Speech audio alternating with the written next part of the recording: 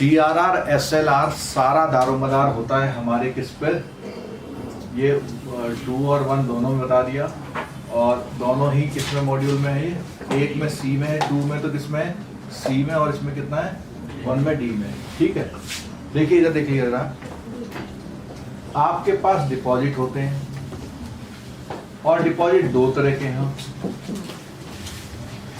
Demand and time. जब ये deposit demand and time मिला देते हैं तो इनका नाम क्या होता है, ठीक है। इसको मैं ऐसे बता देता हूं कि भैया किसी बैंक का DTL है 12,000 करोड़, ठीक है, और आगे क्वेश्चन जी इसमें CRR निकालो, तो कितना CRR हो जाएगा, 4%। कितना निकल के आएगा, 400। CRR का फॉर्मूला क्या है, किसी को CRR का फॉर्मूला पता है, 4%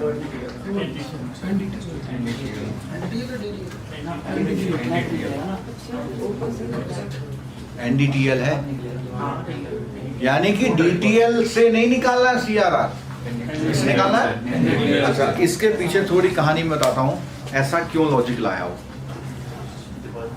ऐसे कुछ डिपॉजिट जो बैंक के बैलेंस शीट में तो आ रहे हैं, लेकिन उनका कनेक्शन सीधे सीधे पब्लिक से नहीं है, जो कि इन्फ्लेशन बढ़ाने में रोल प्ले करती है।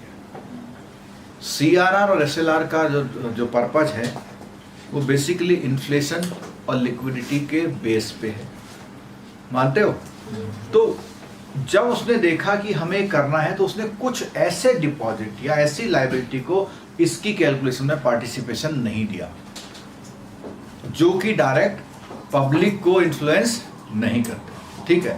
जैसे एक एग्जांपल देता हूं, इंटरबैंक डिपॉजिट। एक बैंक ने दूसरे बैंक में डिपॉजिट किया हुआ करंट अकाउंट में for the purpose of RBI जो क्लियरिंग होती है उसके लिए, तो उसको वो लोन के रूप में नहीं बांटता, तो कहता है कि वो जो DTL है वो DTL की जगह आप NDTL करोगे, चाहे वो जितना भी हो जाए। इसके अगेंस्ट आप क्या करते हो, CRR और SLR का मेंटेनेंस करते हो। NDTL में एक एग्जांपल मैंने इंटरबैंक बताया, दूसरा एग्जांपल सुनिए, किसी सब्सिडी रिजर्व फंड का पैसा पड़ा रहता है और सब्सिडी रिजर्व फंड का पैसा प्री डिसाइडेड लोन के अगेंस्ट में एडजस्ट हो रहा है, यानी वो पब्लिक के पास नहीं जा रहा, वो जाएगा तो लोन को बंद करने में जाएगा। तो जब वो पैसा पब्लिक के पास नहीं जाएगा तो क्या करेगा, वो इन्फ्लेशन में कोई दिक्कत नहीं करेगा।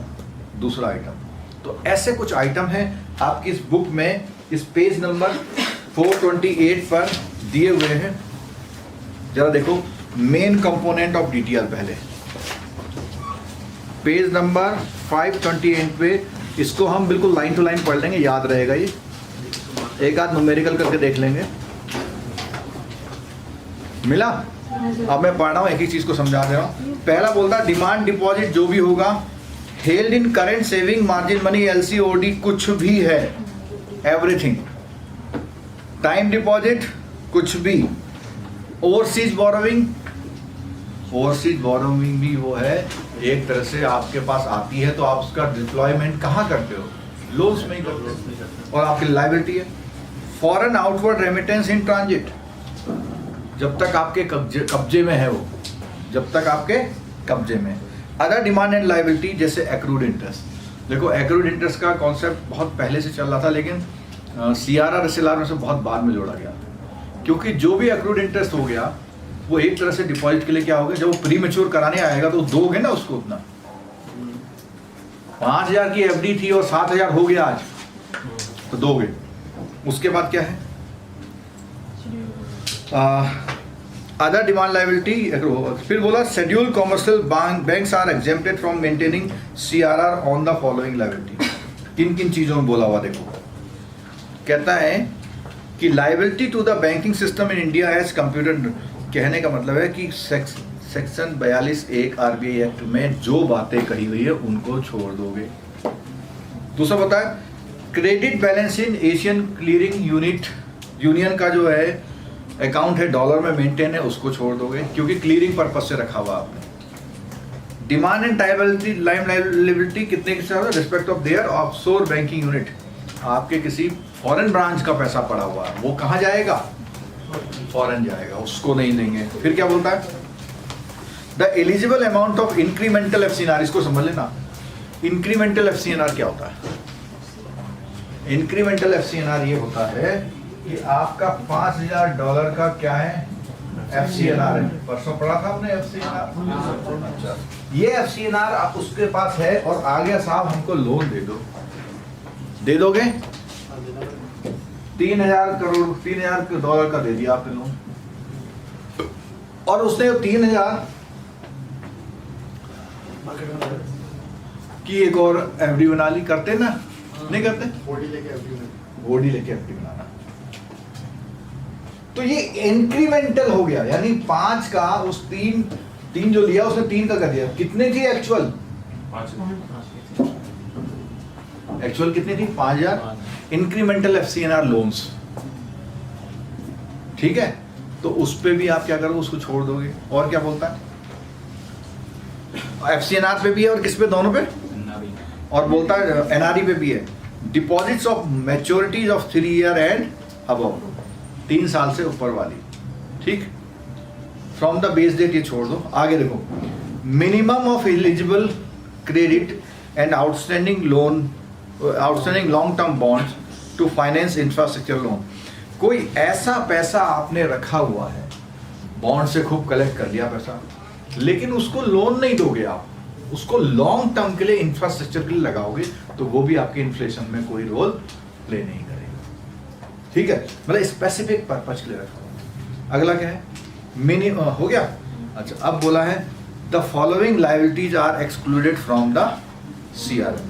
पहले तो उसने बोला डीटीएल क्या होता है, लेकिन उस डीटीएल में भी कुछ आइटम लेने को मना कर दिया यहाँ पे। लेकिन फिर और कुछ आइटम ऐसे आए जो उसको तो डीटीएल का भी पार्ट नहीं माना। किसको? वो जो नीचे वाले आइटम थे। फिर कुछ और आइटम उसने माइनस करे, तो कहां पहुंचा वो? एनडीटीएल, ठीक है? बीच में तो कुछ डीटीएल में भी नहीं लिए उसने, और कुछ फिर जो बना उसके बाद उसने कुछ क्या करा? एनडीटीएल बनाने के लिए कुछ आइटम वो कर रहे हैं। वो क्या है देख लेना जरा। Paid up capital reserves retain profit refinance availed from RBI या एपेक्स फाइनेंशियल इंस्टीट्यूशन से, मतलब आरबीआई, नाबार्ड या सिडबी से लिया हुआ रिफाइनेंस प्लस कोई आपकी पेड अप कैपिटल रिजर्व या रिटेन प्रॉफिट है। वो देखो, आप कैपिटल कैश के फॉर्म में रख सकते हैं क्या? उस रखे हुए पैसे को किसी को लोन दे सकते हैं? पक्का? क्यों नहीं दे सकते? अरे पेड अप कैपिटल आपकी 5 लाख करोड़ की है, आपको लोन और बांटने हैं। सब बात छोड़ दो, एक साहूकार कहां से लोन देता है? जो जमा होती है। क्या वो डिपॉजिट भी कराता है क्या? अरे इकट्ठा कर रखा 15 लाख करोड़ रुपए, उसी में से बांटे जा रहा है और प्रॉफिट हो। तो क्या समझ में आ रही बात? तो कैपिटल हो, रिजर्व हो, रिटेन प्रॉफिट हो, कैपिटल एसेट है, लायबिलिटी है? अच्छा,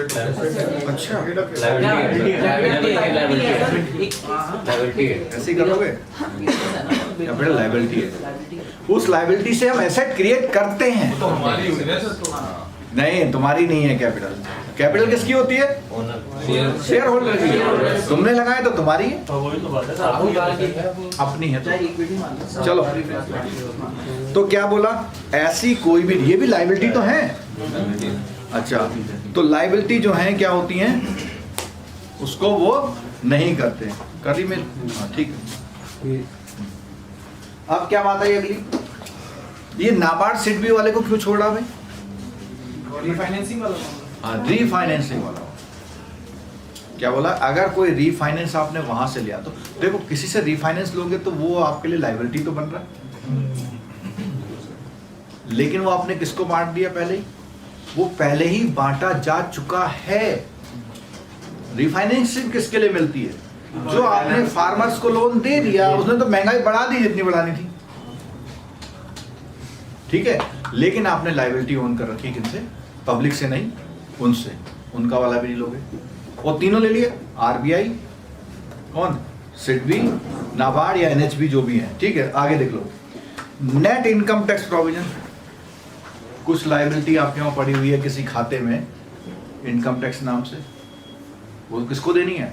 इनकम टैक्स वालों, उसको तो इस्तेमाल नहीं कर सकते ना महंगाई कंट्रोल करने के लिए।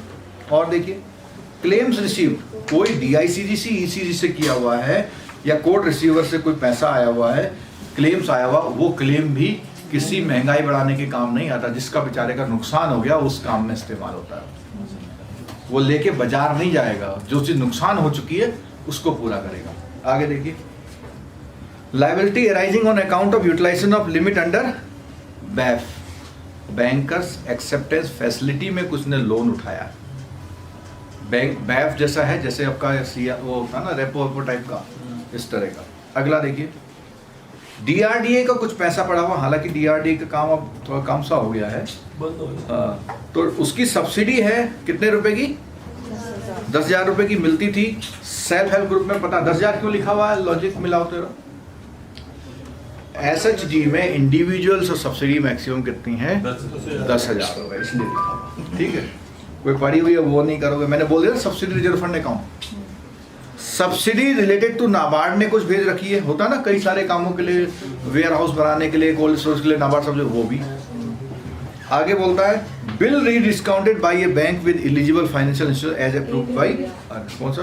अच्छा, net unrealised gain oblique loss arising from derivatives transaction under trading portfolio income flow received in advance. कहने का मतलब कुछ ऐसा पैसा जो आपने पहले से ले लिया है किसी पर्पज के लिए, तो अगर आपका पैसा पता है ये पैसा कहाँ देना है तो वहीं जाएगा, उसका आप क्या नहीं करेंगे? महंगाई बढ़ाने में रोल नहीं प्ले करेंगे। थोड़ा सा क्रक्स समझ में आया आपको?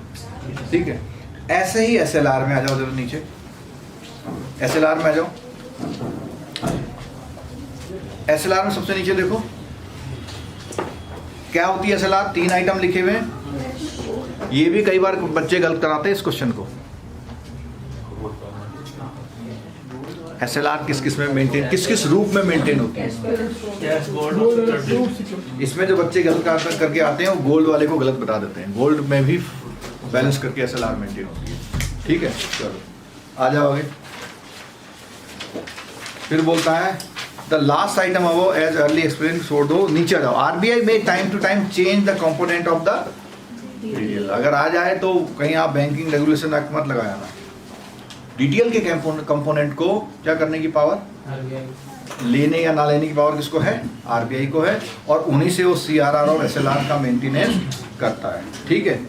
अच्छा चलो अब थोड़ा सा न्यूमेरिकल की बात करते हैं। पॉइंट तो हमारे यही हो गए, ठीक है। थोड़ा सा न्यूमेरिकल की बात कर लेते हैं। एक आध एग्जाम्पल है हमारे पास, उसको देखते हैं, उसका न्यूमेरिकल करने की कोशिश करते हैं। कल हम बात कर रहे थे कि जो रेपो फैसिलिटी है, जिसका नाम मैंने बोला था एलएएफ के अंडर में होती है, उसमें आपकी हैसियत के अकॉर्डिंग पैसा मिलता है। कोई छोटा सा नया बैंक है, आरबीआई के पास जाके साहब 10,000 करोड़ दे दो, तो उसके लिए वो एनडीटीएल पकड़ेगा। क्या पकड़ेगा? और एनडीटीएल अभी हमने निकालना सीखा। तो सीआरआर भी, एसएलआर भी और रेपो भी, रेपो की मैक्सिमम फैसिलिटी जो मिलेगी वो एनडीटीएल से मिलेगी। वो दैट इज क्या है, अभी कौन से कब से बता रहा है? 2015 से। कहता है जितना आपका एनडीटीएल है उसमें से कितना 0.25। मान लिया ये जैसे इसी की बात करें, कितना है? 10,000 करोड़, 1,000 करोड़ है या 10,000 करोड़ है, तो 10,000 का 0.25 कितना होगा, बता सकते हो?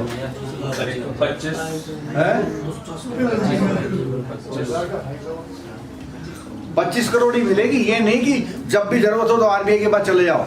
नहीं तो मैक्सिमम होगी ना, मतलब कोई छोटा बैंक होगा तो उसको उससे भी कम मिलेगी। तो मैं इसी बैंक की बात कर रहा हूं। अभी छोटा करो या बड़ा करो, जितना अमाउंट है उसका कितना 0.5। अच्छा एक बात और, हाँ ये 0.25 मिलेगी उसको। अब बात आती है कि एमएसएफ में, थोड़ा इसका है सिलेबस का मामला आपका, एमएसएफ की बात आई तो दैट इज ऑल्सो 0.25%। वो दोनों साथ साथ लगते हैं लगभग। कहीं लिखा होगा, पता नहीं है। दो किसे पहले तो कल दो ही नहीं वो भी तो, ये भी तो दो ही थी पहले, और फिर चेक कर लेना एक बार, ठीक है। दोनों का लेकिन लिंक किससे? एनडी। मेरा कंसर्न ये है कि एनडीटीएस है, फैक्चुअल बात आप देख लेना एक बार, ठीक है। अच्छा, अब जो मैं बता रहा हूँ, जो आपका क्वेश्चन आने वाला रेपो से, वो आने वाला ये लाइन ऊपर क्या बोला उसने? एक रेपो का नया सिस्टम शुरू किया है अभी। क्या कहता है? Introduce a new window called variable rate repo, है ना? Variable rate repo. Under this window liquidity would be provided for कितना? 7 डेज, 14 दिन और 28 दिन। This is also called term repo, term repo, ठीक है। अब मुझे एक चीज और बताओ, call money, notice money, term money होती है, तो टर्म नाम वहां से लाया है, ठीक है। The limit fix by RBI is under the window as कितना है? 0.75%। अब इसका मतलब ये है कि जिसको ज्यादा लिक्विडिटी की दिक्कत है उसके लिए एक वेरिएबल रेट विंडो कर दी। वैसे तो बोला भाई 0.25 देंगे, लेकिन 0.75, ठीक है। और the bank, interested bank can avail fund under this route by quoting a rate which should be equal to the above or समझे? किसी बैंक को और चाहिए मिलेगा, लेकिन उसे पहले बताना पड़ेगा कि भैया या तो रेपो रेट या उससे, और मिलेगा किसको? नहीं, लीड वाला तो मांग ही रहा है, वो बैंक का कुछ होगा, मेरे को इसको कोटे में इतने ना, जिसका ज्यादा रेट होगा उसको देगा। अच्छा,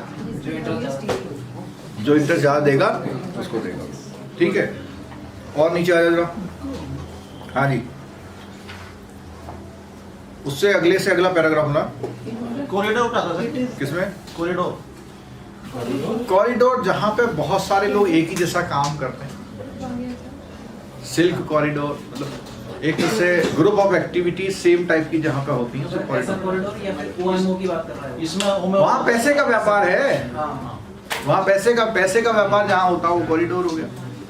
कहाँ लिखा हुआ है इसमें सर? ये तीसरा पैरा है सर। हाँ, तीसरे पैरे में जो है 5 लाइन है, by restricting the movement of overnight interest rate within the corridor. नहीं मैं वहाँ तक पहुँच कहाँ पे कहूँ? 436 पे है। अरे मैं अभी तो बढ़ रहा हूँ आगे, 1 मिनट होल्ड करो यार, मैं तो भी बढ़ रहा हूँ।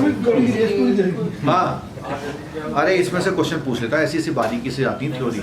आपको जब रेपो रेट आता है, जब क्वेश्चन आएगा तो ये तो नहीं पढ़ा था हमने, इसलिए कह रहा हूँ देख लेगा। RBI has full discretion to change the term of repo, also the accept or reject the bids received। मैंने बताया ना आपको कि वो उसने बिड तो दे दी, कितने की? वेरिएबल वाले में। उसने कहा मैं जी 8% में लेने को तैयार हूँ, लेकिन RBI के ऊपर डिपेंड है कि वो उसकी 8% वाली लिमिट मानेगा या नहीं मानेगा। फिर देखो आगे, it is objective RBI monetary policy to narrow the policy rate corridor to ensure finer. ये है पॉलिसी रेट कॉरिडोर का मतलब हो गया repo rate are the policy rate, और रेपो रेट के जितने प्लेयर हैं एक जगह जहां बैठे हुए हैं उसको कॉरिडोर बोल दिया उसने, जहां पे सब लोगों को फैसिलिटी प्रोवाइड कराई जाती है, ठीक है। To ensure finer alignment with the weighted average call rate with the repo rate. Weighted average का मतलब एक मेथड होता है ना कि जैसे 4 लोग हैं, कुल मिला के 10,000 करोड़ इकट्ठे किए, एक ने 1,000 करोड़ लाया, एक ने 7,000 करोड़ लाया, तो उसका रेशियो एक तरह से कितना वेट उसने लिया हुआ उसकी बात, ठीक है। आगे लिखा हुआ the reverse repo rate would be ले एट द फ्लोर, कितना, ये तो खैर चेंज हो जाएगी, ठीक है। Which is the minimum rate of interest can be, कुछ नहीं है, ये सब पता है आपको नीचे वाला। उससे नीचे वाले पैराग्राफ में आ जाओ। In order to further consolidate the control over the interbank market with effect from the first quarter of इतना RBI has imposed ceiling over call money lending। ये क्वेश्चन भी भैया बहुत इंपॉर्टेंट। कोई बैंक कितना कॉल मनी बोरो कर सकता है? कॉल मनी का मतलब ओवरनाइट, ठीक है। कॉल मनी का मतलब ओवरनाइट। तो उसने बोला हुआ banks can borrow and lend overnight up to maximum कितना है? N25 का मतलब दोनों बात है ना, बोरो और लैंडिंग है ना, कि अगर वो बोरो करेगा तो कितना कर सकता है? अच्छा, लैंडिंग करेगा तो कितना? कोई मुझे लॉजिक बता दो कि लैंडिंग में क्यों रोक लगा दी? कोई बैंक बांटना चाह रहा है ओएमओ में, क्यों मना कर रहा? लिक्विडिटी कंट्रोल कर रहा है। नहीं, इसलिए करेगा वो लोनों की एप्लीकेशन लेना बंद कर देगा और उठा करके वहां जमा कराया करेगा। हाँ, कि भैया थोड़ा बैंक ऑफ बड़ौदा का दे दिया, थोड़ा पीएनबी को दे दिया, घर में बैठे रहो, चाय पीते रहो, है ना, कि क्रेडिट नहीं उठेगा, इसलिए किया हुआ। ठीक है, आगे। और 25% ऑफ क्या है? इन दोनों की लिमिट कहाँ से बनाई?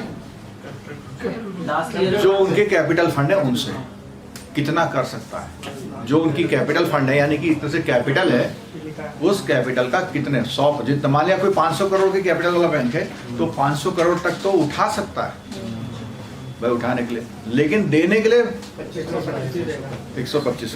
ठीक है, आगे। The limit apply to fortnightly average balance and call and notice money. Call and notice के लिए अलग सीलिंग है, 125 और 50 रुपये। बात समझ में आई? नोटिस मनी के लिए, सॉरी, कॉल मनी के लिए कितना है?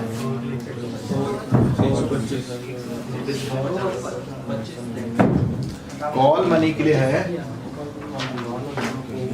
कॉल मनी से मार्केट से पैसा उठा रहा है, जितना भी उसका नेट कैपिटल है। नेट कैपिटल को क्या वर्ड लिखा हुआ इसने? कैपिटल फंड लिखा हुआ है। इसका 100% क्या कर सकता है? बोरो। और लैंडिंग कितनी कर सकता है? 25% कॉल मनी के लिए। और नोटिस और टर्म मनी के लिए